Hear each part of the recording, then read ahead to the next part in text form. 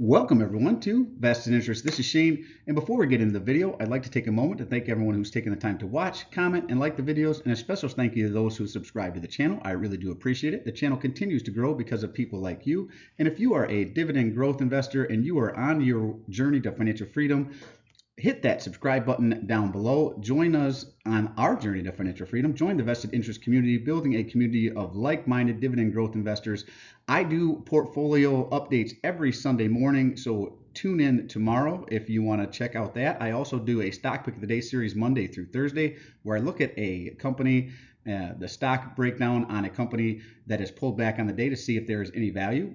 Videos like this, where we're going to take a look at 5 stocks I'm looking to buy in October: Realty Income, Havertys Furniture, Union Pacific, NextEra Energy, and Johnson & Johnson. There are certainly more than just these 5. We'll have some honorable mentions at the end of this video. I will also be doing a video here monthly, my stocks that paid out dividends from the previous month. So look for that one. That will be coming up probably next Friday. I'll try to put that together this weekend and release it next Friday for all the companies that paid out dividends in the month of September.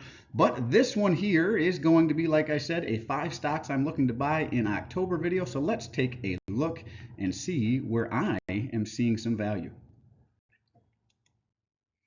This is the Vested Interest Stock Screener. This is how I look at a company on a high level to see if I am interested in investing at all. We will not cover all of these metrics in this video, but in the Stock Pick of the Day series, I do. So again, if you are interested in that kind of content, drop a like down below, share with anyone you think that might find value in the content, drop a comment, let me know what videos you're looking at to buy for October. We're out of September, and thank you for watching. Don't forget to subscribe down below and hit that notification bell so you're notified anytime we put out any new content.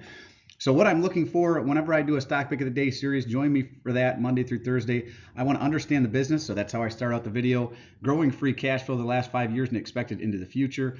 Growing dividend over time. Dividend payout ratio of 75% or less. Now this does not apply to REITs, BDCs, other companies where they are required to pay out more than 75% of their free cash flow. Check valuation based on dividend yield theory. Want current yield above its 5-year average. That's where we're seeing buy. If it's equal to or below, that would be a hold, potentially. Buy below current cost basis. That's if I already own it in my portfolio.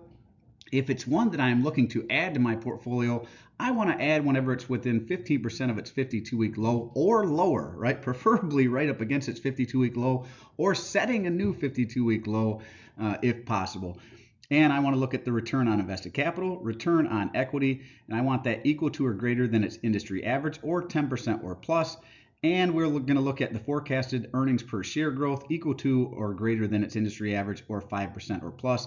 And then I throw in this last one, and you can use price to book for any company, but you want to make sure that you're comparing it to the industry average. But for financial companies like banks, I like price to book for those specifically, and what you're looking for there is a 1, which equals fair value, or lower is where I like I said, banks or financial companies. And if it's above 1, it typically means it's slightly overvalued, or depending on how far away from 1, overvalued. But just because a company, especially one that's not a financial company, has, like, let's say a 4 price to book, doesn't mean it's automatically overvalued. It just means that that's where it sits, and compare it to other companies in that same industry to see where they sit at for price to book, and then you'll have a comparable ratio to look at. Now, to be investable, a company must meet 5 of the 8 above, or if it's a financial company, 6 of 9 total. And then if it is investable, I do more of a deep dive. I do a discounted cash flow analysis. I look at the revenue. I want growing revenue over time. I look at the margins of the company. How are the margins doing? Are they growing over time? What does the revenue look like? What does their debt look like? What does their equity look like? What is their, are they buying back shares? Are they paying down debt? Are they taking on additional debt? There's a lot of information in the income statement and balance sheet you want to look at for a company to see if it is investable. This is just a high level. It gives me stocks that I'm interested in potentially investing in, right? That's what this is for. So if you want to use it, go ahead. You can clip this, make your own, tweak it to how you want. Don't copy me. I'm just a guy on YouTube but it may give you some ideas of how I do it and other people look at it as well. Go ahead and mold it to how you are. We are all different as investors, and we're all going to have our own criteria. Just make sure that you have some sort of criteria. Don't just be randomly buying stuff because you see someone on YouTube or you hear a stock pick your buddy or your neighbor gives you as a recommendation. Make sure you understand the company, you understand the fundamentals of the company and what you are buying and why you are buying it. That is really what I'm getting at here. Now let's jump into the first company that I'm looking in stock that I'm looking to buy for the month of October. It is going to be Union Pacific, right?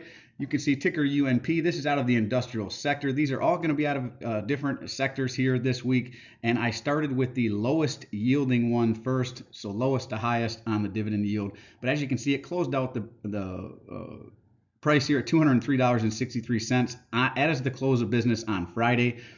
And 52-week range as low as $183.69, as high as $240.48. I've been buying this one recently. I'm going to continue to buy it. As you can see down here, I'm right around 37.696 shares of this one. So I am long Union Pacific. I would like to continue to build out this position. My cost basis is $196.34. I am comfortable buying anything under 211. So again, I've been buying this one 210, 207, 209, all the way down. And if it drops back into this 183.69, 69 range, I will buy even more. Market cap of $124.104 billion. So it is a large cap company. Beta of 1.12. It is more volatile than the overall market. Very nice earnings per share on this one, $10.91 per share. PE ratio $18.66 per share. Pretty decent price to earnings ratio here. Earnings date October 19th. That's going to be coming up here. So if you're interested to see how the earnings looks on this one, make sure you tune in on October 19th.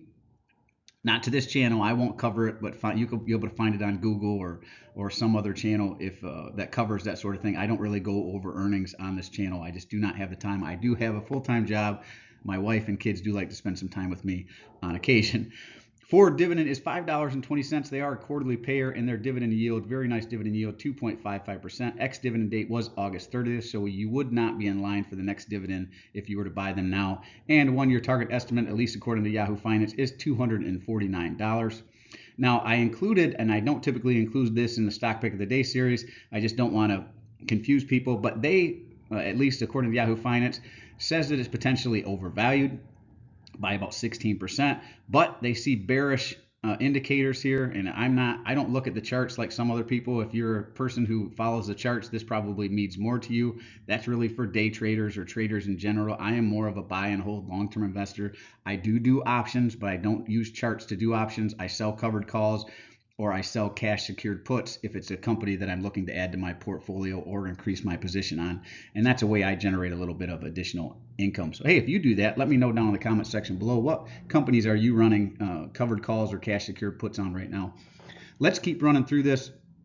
Payout ratio is low, 47.49%, as we saw in the vested interest stock screener. I like 75% or lower, so this beats that metric that I'm looking for. And dividend yield theory on this one, the 5-year dividend average is 2.10. Current dividend is 2.55%. So according to dividend yield theory, this one is potentially undervalued right now. Return on equity sitting at 54.30%, smashes the 10% or better that I like, and return on invested capital 10.7%, just over that 10% threshold that I like. Now we want to look at free cash flow. We want growing free cash flow over time, so our dividends are growing. That's what dividends are paid out of. 2019, you're looking at $5.1 billion. 2020, $5.6 billion. 2021, $6.0 billion. 2022, a little bit of a drop here, $5.7 billion, but overall from 2019 to 2022, there is growing free cash flow, and a bonus, they are repurchasing their own shares. Very, very nice to see on this one. Overall, Union Pacific, first one on the list, 2.55% dividend yield. Let's keep rolling. Number 2, Johnson & Johnson, ticker JNJ, out of the healthcare sector, closed out the day on Friday, $155.75. Another one under my cost basis. My cost basis on this one is $162.71. I do have 93.682 shares of this one. I'm looking to get to 100 shares on Johnson & Johnson. Then I'll probably back off a little bit and buy some other positions in my portfolio that I want to get to 100 shares as well. 52-week range is as low as $150.11, so it's getting close to that 52-week low, and I like it down here because it decreases my cost basis every time I add more shares, and it's high $181.04. Market cap $375.048 billion, a beta of 0.54, so they are less volatile than the overall market. Now this one does have a bit of an elevated price to earnings ratio at 31.53, $31.53. Nice earnings per share, 4.94, so $4.94 per share on the earnings here. Earnings date is coming up in October 17th. So we've got a lot of earnings coming up here, guys and gals. So get ready for those. Usually there's a lot of volatility around those. Might present some buying opportunity, might be some big drops, might be some big swings up. That usually happens around that time. Forward dividend is $4.76 per share. They are quarterly payer. And 3.06% dividend yield on this one currently. Very nice dividend yield on this. Ex-dividend date was August 25th. Looks like they're going to pay out September 7th, so you would not be in line for the next dividend payout on this one. 1 year target estimate, at least according to Yahoo Finance, $180.85. And again, they see it's potentially overvalued, at least that's what Yahoo Finance says, but they see short-term, mid-term, and long-term down bearish pattern detected. So some drop in the stock price is expected here, or at least that's what they expect. Again, I don't really follow the charts, but for those of you who do, I put it on here just in case you wanted to see it. Now we're going to look at dividend yield theory again. 5-year dividend yield is 2.63, currently at 3.06. So again, another one presenting potential undervaluation here. Now, I will say this one payout ratio is getting a little up there, starting to get a little concerning, 92.90%. So I'd like them, and they have been growing about 6% dividend over the years, so they probably will be slowing down. This is a little elevated for me. Again, like 75% or less. Return on invested capital, very nice. 24.10%, return on equity 7.60%. So above the 10% threshold I'm looking for. Let's look at the free cash flow. 2019, $19.9 billion. 2020, $20.1 billion. 2021, $19.7 billion. Bit of a drop in 2022 to $17.1 billion. Looks like it's about $14.5 billion to date. But I want to draw your attention to something. They are repurchasing stock, which again is good. That's a bonus.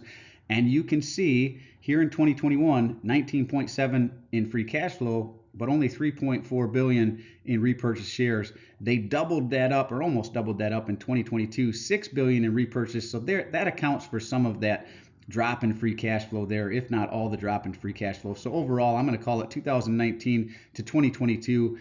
Even though it's not really growing by leaps and bounds, there is growing free cash flow over time. So looks like they've got plenty of room to cover that dividend, even though the dividend payout ratio is a little elevated. And as they repurchase the shares, that should help bring this down as well. Number 3, NextEra Energy out of the utility sector, ticker NEE, closed out the day on Friday at $57.29. 52-week range as low as $56.98, as high as $88.61. So here's one that is right up against its 52-week low. They consider this one near fair value, undervalued actually, at 9% undervalued right now. They see a bullish pattern, so this one might have a bit of a rebound, and that typically happens whenever a stock bounces off its 52-week low.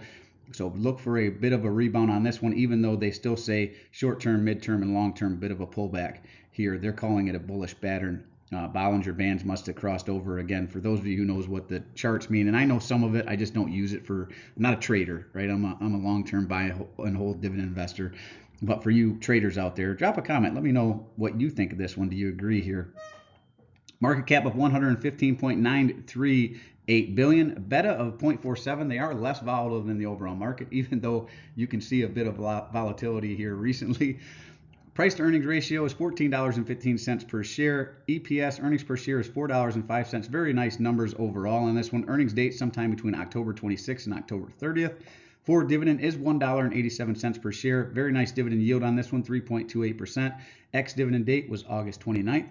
Looks like they're going to pay out on September 15th, or they did pay out on September 15th. So you would be in line for the next dividend on this one. 1 year target estimate of $84.32, at least according to Yahoo Finance. Let's look at the dividend yield theory again. 5-year dividend average 2.12%. Forward annual dividend 3.28%. So this one, according to dividend yield theory, is significantly undervalued right now. That's a big discrepancy between the 5-year average and its current dividend yield. Payout ratio is low on this one, 44.07%, so lots of room to increase that dividend over time. Return on equity sitting at 19.6%, beats the 10% I like. Now the return on invested capital isn't quite where I'd like it, though it is pretty comparable to other utility companies, 6%. So I am comfortable with that, even though it doesn't meet the 10%. It is in line with its industry average. So again, in line with industry average or 10%. You want to look, don't just use one or the other, or I don't use just one or the other. And this is in line with its its competitors' average. Let's look at free cash flow. 2019 negative 2.9 billion, 2020 224 million, 2021 negative 277 million, 2022 negative 1.4 billion. Looks like they're going to be a negative this year as well, 1.7 billion. Now, on a typical company, this would be concerning, and it would be very concerning that they are consistently in the negative. But utility companies are very capital intensive, and this one in particular is doing a lot of investing in renewable energies, wind sources, solar sources. So they are taking all of their free cash flow and then some and reinvesting it into the business. So I am not real concerned with this one. I did not go over it, but I'm going to go over it again. Another one I'm long on, and I know it says 259 shares here, but I only calculate 159 shares in my portfolio. I am actually going to sell 100 shares here. I actually always intended to do that. But whenever I picked this up, I used the wheel theory or the dividend yield theory to buy this. So I was doing cash secured puts and covered calls on this one, running that wheel. So I have 100 shares here currently, even though I'm going to be, and I have been, I just haven't had anyone bite on them, run covered calls for 100 shares. So 100 shares of this is still in my wheel, running that wheel on it, trying to get some premium for cash secured puts and covered calls right now since I own the shares. My cost base is $69.60, obviously $57.29, much lower than that. I am continuing to add to this to lower my cost basis on this one. Like this company a lot in the utility space. And Haverty's, number 4. This is ticker HVT. This is out of the consumer discretionary sector. Closed out the day on Friday, $28.78. Obviously, this is a furniture company. 52-week range as low as $24.79, as high as $38.85. I would like them back under 28, 27, somewhere in there to fill this one out, but I'm looking to get to 100 shares. Again, I do own 2 shares, so this one is one I'd really like to get to 100 shares here over the next month or two. My cost base is $29.94. I bought into this a couple weeks back just to keep it on my watch list, and then I've just been nibbling, like I said, one more share since then, down 3.86%. One I would really like to build out again. Market cap 471.488 million. So this is a small cap company, beta of 1.38. You can see that volatility. It is pretty volatile overall. Price to earnings 6.68, very, very low here, right? $6.68 price to earnings. EPS, earnings per share, is nice, $4.31 per share, almost as high as its price to earnings. That is not something you see typically. Earnings date sitting October 30th through November 3rd. Again, if you're interested in this company, look for it sometime and then. Forward dividend, $1.20. And a 4.17%. We're starting to get into some high yields here. 4.17% dividend yield. Very nice dividend yield. Again, would like it to pull back even more. Ex-dividend date was August 25th. Paying out September 13th. So you would be in line for the next dividend payout if you were to buy this one. Now they are saying, at least according to Yahoo Finance, this one is potentially 102% undervalued. I would love if that was the case. That means that you basically double up this price, $56 per share. I don't know if it's going to get there, but I do like that they think it's undervalued. Now, same thing, I throw this in, not for me, but for traders. Bullish pattern here. What did they call it? Relative Strength Index, RSI. But they still say potentially down, short term anyway, they see some downside here, midterm floating sideways, and long term even downside. So they see this one potentially coming back down to this 52-week low here. And a 1-year target, at least according to Yahoo Finance, of $42 here. So they see the stock price definitely going up. Now let's look at dividend yield theory. 5-year dividend yield is 3.56. Another one that's significantly undervalued. Current yield 4.17, at least according to the dividend yield theory. Payout ratio, very low on this one, only 26.45%. Return on equity sitting at 24.7, smashes the 10% I'm looking for, and return on invested capital sitting at 16.1%. Again, smashes the 10% I look for. Love the numbers on this company. Love the company. This is one up by me. I don't know if Haverty's is a national company, but I know it's in my region. And I pass by some of their stores. And furniture is just one of those things. I know a lot of people are buying stuff online, so retailers are starting to get hit. But I just don't see people buying a lot of furniture online. Maybe some, but I think a lot of people still like to go into the store, sit on the couch, see if it's comfortable, be able to see a table, sit down, see if it's comfortable, meets what they need, and then they'll buy it at the store. Now, some people might have it delivered to their house, but I don't see this one going anywhere and being hit as hard as some other ones. Now, if we hit recessionary times, this potentially could get hit very hard because no one's going to be buying new furniture, or fewer people are going to be buying new furniture if we have a recession, especially a prolonged one. So let's look at free cash flow. 2019, 460,000, I'll call it. 119 million in 2020, 630,000 in 2021, 220,600 in 2022. So it does look like, if you look at the numbers, their free cash flow is declining. But again, repurchase of capital stock, if you look at it, they are consistently repurchasing their stock. Had a banner year in 2021. And that was probably in 2020. So that was probably a little bit of the COVID stuff. People sitting home wanted nicer furniture. So it would be expected they have a bit of a drop in 2022. Not as many people are going to be. If you just bought new furniture, typically you're not going to be going out every year and doing that. So keep in mind, this business is potentially cyclical and is hit hard whenever we have recessionary times. So this one might not be for everyone, but I need some other companies in the consumer discretionary space. I like this one, so I am going to be adding to it. And again, very long-term play on this one here. And last, but certainly not least, at least of the ones we're going to cover in more of a deeper dive, I'll have some honorable mentions here in a second. Realty Income, ticker O, the monthly paying REIT, right? Closed out the day at $49.94. This one has just been dropping like a stone. 52-week range as low as $49.38, right up against its 52-week low, as high as $68.85. Another one that I am long in. I have 157.217 shares. My cost basis is $61.61. So I am bringing down my cost basis significantly with every share that I buy right now. $49.94, significantly lower, down 8. My overall, I'm down 18.94% on this one. A lot of red in my portfolio. A lot of opportunities are presenting themselves on this one. Now, they say potentially 25% overvalued. I don't know if I agree with that, or I definitely don't agree with that, or I wouldn't be buying it. They see bearish sentiment, so if it was to keep dropping, it would set a new 52-week low, unless it just drops to this 49.38. But it's right up against this 52-week low, short-term, mid-term, long-term. They see negative, bearish sentiment on this one. Market cap $35.397 billion, a beta of 0.79, so they are less volatile than the overall market. Another one that PE ratio seems to be elevated, but for REITs, this is out of the real estate REIT sector here. You don't really look at price to earnings. You look at adjusted funds from operations or fund from operations. I don't typically cover that. I cover all these the same, so I didn't pull anything for funds from operations, but that is what you would want to look at on this one. Earnings per share, EPS, $1.35 per share. Earnings date, the next one coming up, November 6, 2023 here. For dividend is $3.07. They are a monthly payer, so keep that in mind. Divide by 12 if you want to know what that is. The other ones are just divide by 4. And very high dividend yield on this one. Now, this is typically a pretty nice dividend yield, right? Typically around 4%, little 4.5%, somewhere in there. But currently, because of the huge pullback, it is presenting a very healthy dividend yield.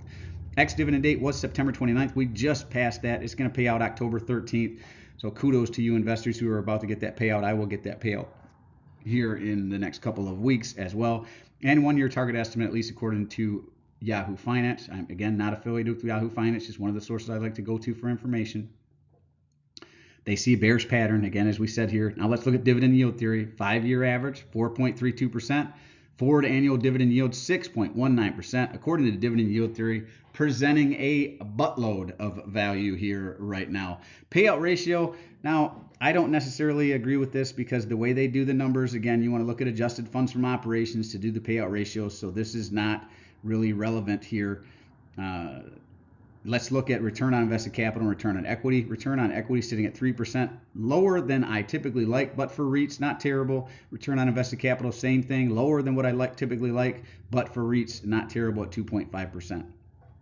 2019 free cash flow, we're going to look at 1 billion here, 2020 1.1 billion, 2021 1.3 billion, 2022 2.5 billion. They haven't been anyway for the last few years repurchasing any shares, but nice steady free cash flow growth on this one. Looks like currently to date 2.7 billion. So overall, good numbers overall. Those are the 5 that I am looking to continue to purchase. Now, they are not the only ones, but they are ones that I will probably focus on and maybe add a little bit more capital than I normally would to those particular positions.